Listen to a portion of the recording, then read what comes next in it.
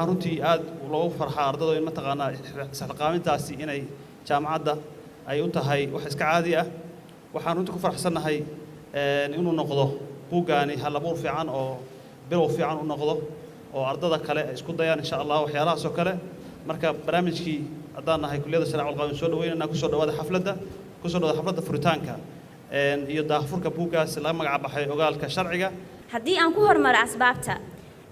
run ahaantii asbaabaha ugu horeeya oo nagu kalifay inaan buuga kan qorno waxay ahayd waxaan nahay arday sharciga barata qaanuunka barata haddana markii ay berri shaqaynayaan ku shaqayn doona luuqadda Soomaaliga haddana aanan haysan buug Soomaali ku qoran oo sharci ah marka waxaynu ugu noqotay in aan wixii aan weynay aanu annaga faraheena ku qoranno aanu annaga ardayda naga dambaysa uga faa'iideyno bulshadeennana aan ogeysiino saraynta sharciga faa'iidada ay u leedahay muxuu yahay sharci sidee baan u horumarin karnaa qaanuunka waddankeena qaabkee baanan u heli karnaa bulsho isku xiran una hoggaansanta shuruucda iyo qawaaniinta intaasi waa asbaabihii nagu kaliftay haddii aan ka wax yar ka taataabto carqaladihii naga soo maray buugaan run ahaantii buugaagta aan badanaa wax ka dhigano waxay u badan yihiin buugaag carabi ah markii aad bedelaysid luuqad oo u turjumaysid luuqad kale tan waxaa jirta mustalaxaad ama kelmado la isticmaalo eray bixin buu u baahan yahay juhdi buu u baahan yahay dad badan inaa la kaashatid buu u baahan tahay xitaa shuruucda laftirkeeda aad qoraysid ma aha shuruuc diyaarsan oo meel kugu qoran ee waa shuruuc u baahan in aad soo aruurisid iskuna keentid inta kadib waxaan u mahad celinayaa dhammaan mushrifiintii buuga waxaan u mahad celinayaa dhammaan ardaydii nagala soo qayb qaadatay fiidiyoga aan soo bandhignay iyo cid walba oo garab nagu siisay maskaxdana aanu mar walba ku hayno sharciga oo loo hoggaansamaa waa bilowga midowda iyo horu socodka bulshada waana mahadsantihiin waxaan rabaa inaan faalo ka bixiyo waddankeena Soomaaliya garsoorku u baahan yahay Soomaaliya si ay u noqoto waddan ku dheehan cadaalad iyo sinaan waxay u baahan tahay garsoon leh astaamaha soo socda garsoor leh awood fulin madax bannaan garsoor aan ka baqin cagajuglaynta cid walba oo jecel in sharciga hoos loo dhigo garsoor damaanad qaada karaamada iyo sharafta qofka aadamiga ama qofka Soomaaliga garsoor u hiiliya cadaaladda hirgeliya saraynta sharciga garsoor dareensiya qof walba oo ku xadgudba sharciga in sharciga cid walba ka sareeyo waxaan rajaynayaa in garsoorka Soomaaliya oo aan qabo inuu yahay meelaha ugu muhiimsan ee qaanuunka wax laga tari karo si wanaagsan loo hagaajiyo hadduu Ilaahay idmo aad iyo aad bay farxad weyn noogu tahay hal abuurka halkan ku qoran iyo buugga lagu soo bandhigayo waa farxad aad u weyn aadna aan u danaynayno waa uga mahad celinaynaa ardada soo abaabushay oo soo qodhay iyo jaamacadda badda cas oo garab badan ku siisay eegaya maamulkooda iyo macallimiintoodaba waxaan isleeyahay barnaamij aad u sarreeyo u ahaa gaar ahaan luqadda Soomaaliga in qaanuun lagu qoro bulshada Soomaaliya waxaa ka horeysa horta intaan la fulin in la ogaado لأن هذا أصله أقالك شرعية يا كوريا فلنت شرعية أنا جهاد فلين نيسو دتكو وعي قلب بدني أباهين إن الله شرعي أباهن تهاي لكن دتكي هوش هسي حتى فلين لها أو حتى يعني فلين تو قيب بدن ته قيبت أو الرئيس أو حتى جارسين تو فلينه قيبت حتى جارسين لها وحي أباهين وحب سوال وقرني أركان حب سومالي ugu qoran oo ay fahmi karaan in la siiyo si ay u gaarsiiyaan bulshada inteeda kale af Soomaali bariyahan dam aad wax lagu ma qoro English iyo Arabi iyo waxba lagu qoraa marka in dhalinyaro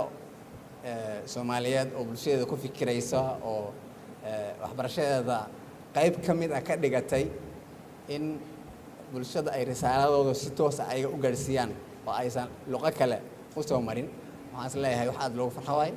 aad ugu mahadsantiin jaamacaddan badda cas anigu waxaan ahay dadkii jaamacaddan ka qalin jabiyey garsoorayaasha fadhiya jaamacadda ka qalin jabiyeen gudoomiyaha maxkamadda jaamacaddu ka qalin jabiyey isuduwaha wasaaradda cadaaladda jaamacaddu ka qalin jabiyey ayadoo Muqdisho la yiraahdo oo faraca baan ka qalin jabinay idinka hadda waxa haysataan oo ka qalin jabisay naga nafsi fiicantiin iyadoo jaamacadda badda cas la dhaho ah jaamacad madax banaano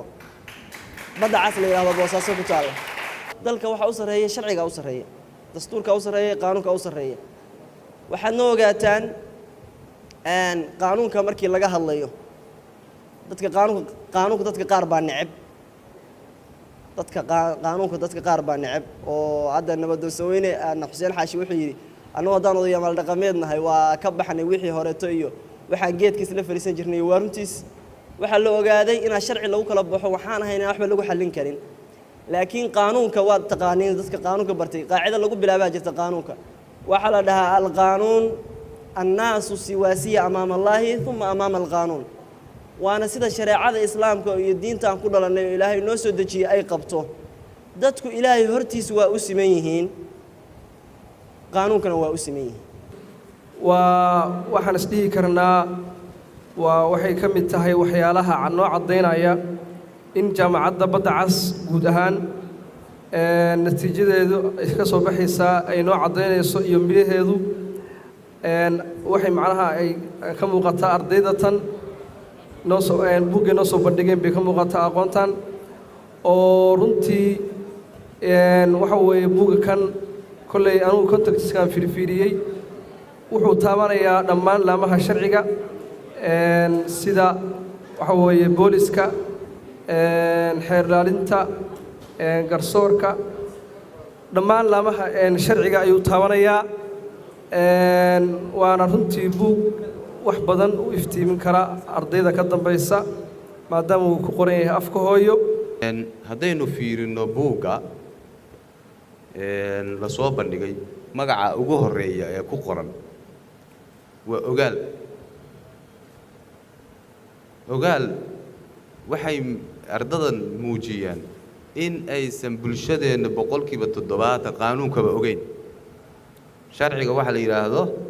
aysanba ogeyn waxaan wuxuu yahay sida loo maareynayo xagga la marayo inaysan ogeynba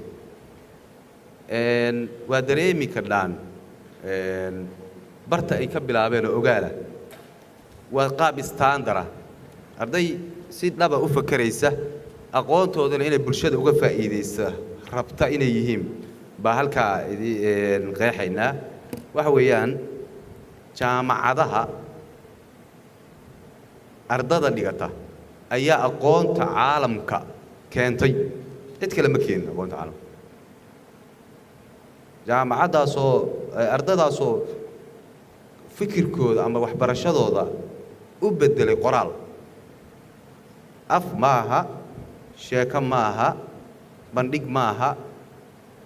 aqoontoodii iyo waaye aragnimada iyo fikirka maskax ahaan human resource-ga ilaahay siiyey ayay waxay u soo gudbiyeen qoraal ahaan kaasoo jiilba jiil u bedeli gaarsiin doona buugtan haddeer aynu jaamacadda ka dhiganno iyo kuwii ka horreeyaba dad baa qoray dad qodobka labaad waxay caafimaad u tahay shakhsiga wax baranaya inuu wax qoro hadduusan wax qorin ama wax akhriyin cilmiguu bartay waxba kama jiraan qaanuunka waxa la yiraahdaa waa akhris iyo daalacasho qofka qaanuunka bartaa hadduusan wax akhrin ama baxsi samayn waxa weeye horumar kama gaaro qaanuunka waxaa iyaduna muhiima kuliyadaha kale kuliyada shariica wal qaanuun hadday soo bandhigtay laakiin waxaan u baahannahay kuliyadu inay ku tartamaan aqoonta ay baranayaan inay waxna ka qoraan bulshadana wax ku celiyaan ee qofku intuu isagu wax barto uu maskaxdiisa buuxiyo la taga macnaheedu maaha jaamacadu waxay u taagan yihiin in waxna la baro bulshadana wax lagu celiyo bulshada maxaa lagu celinayaa mashaakilka bulshada inay daweeyaan waxaa laga rabaa dadka wax baranaya mashaakilaadka bulshaduna way badan yihiin isu sheegi mayno marka taasna waa arrin muhiim ah u baahan in maskaxda ku hayno sida la sheegayna laamo badan buu leeyahay ama laamo badan bay leeyihiin sharciga ayaa ka shaqeeya qof kasta oo inaga inaga mid yihiin waxaa rabaa inuu ka shaqeeyo sharcigu inuu sarreeyo inaan ka shaqeyno waxaana kow ka ah inaynu fahansannahay oo buuggu wuu inoo iftiiminayaa insha allah